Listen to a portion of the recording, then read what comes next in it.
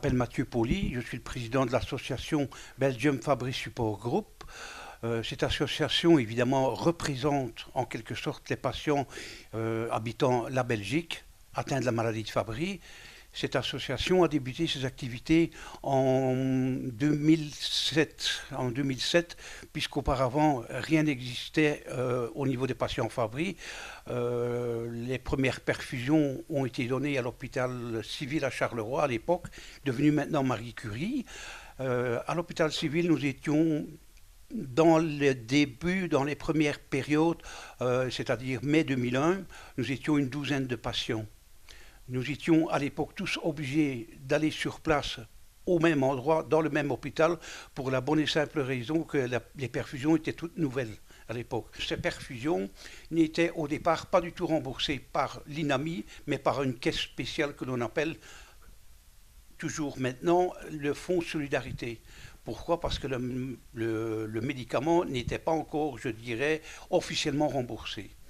Et pour pouvoir bénéficier de ce médicament, il faut respecter certaines contraintes. Donc, nous devions remplir certaines conditions pour pouvoir bénéficier de ce traitement. Nous devions évidemment être atteints et avoir des symptômes. L'histoire de la maladie étant généralement très ressemblante chez tous les patients. Un des symptômes les plus marquants, je dirais les plus importants, c'est ces fameuses douleurs périphériques, donc douleurs que l'on ressent en tant que patient au bout des doigts et au bout des doigts de pied et des orteils.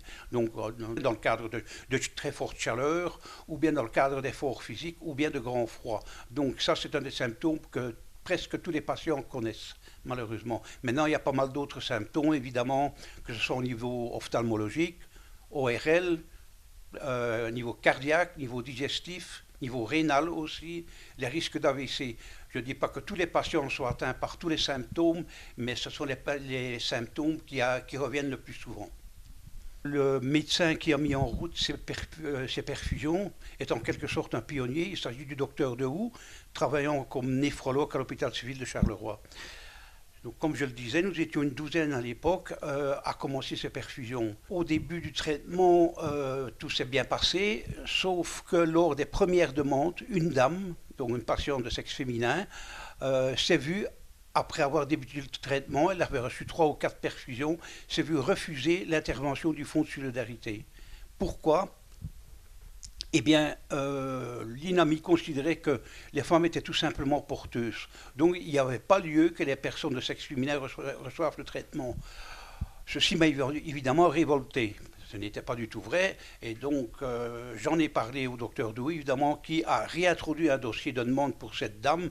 Et les choses se sont arrangées par la suite. L'information circule beaucoup plus.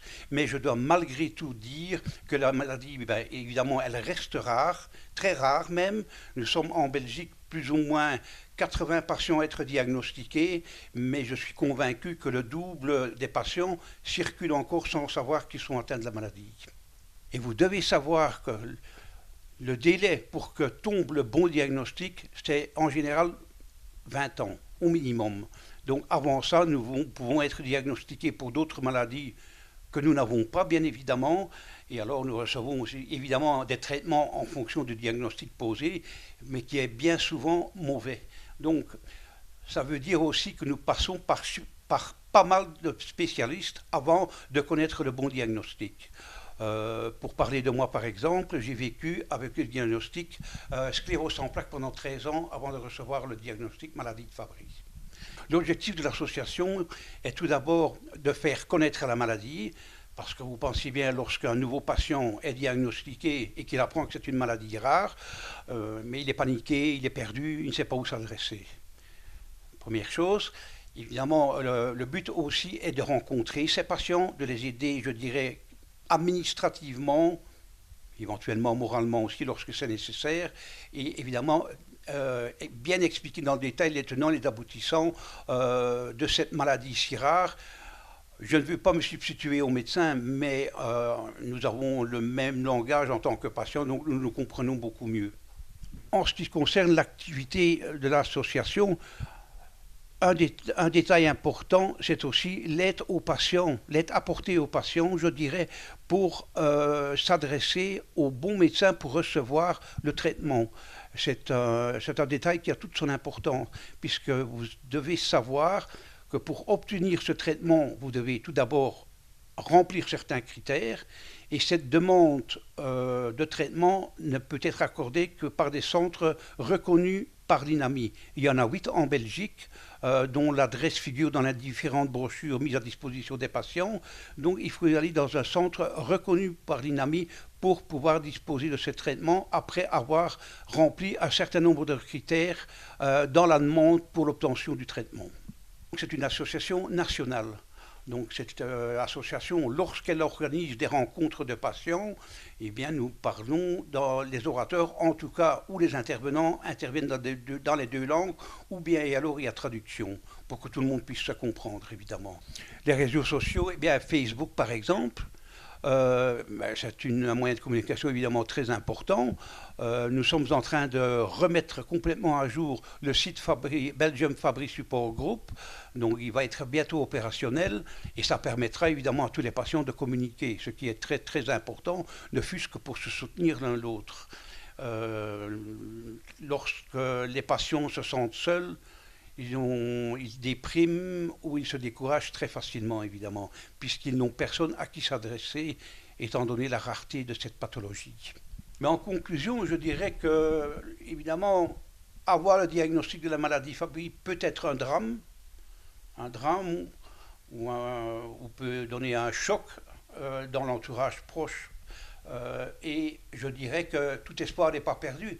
Vous devez savoir que c'est une maladie très rare, mais il y a un traitement. Ce qui veut dire qu'il y a des firmes qui ont investi dans la recherche pour la mise au point d'un traitement qu'on appelle le traitement par enzyme de substitution. Et croyez-moi, la recherche n'a pas fini, n'est pas terminée, puisque d'autres médicaments sont en train d'être mis au point pour traiter cette maladie. Je parle entre autres, je pense entre autres, aux médicaments chaperons qui sont en pleine évolution actuellement. Et d'autres types de médicaments sont en phase d'essai actuellement. Donc, je dirais en conclusion, ne vous découragez certainement pas, il y a de l'espoir pour traiter cette maladie.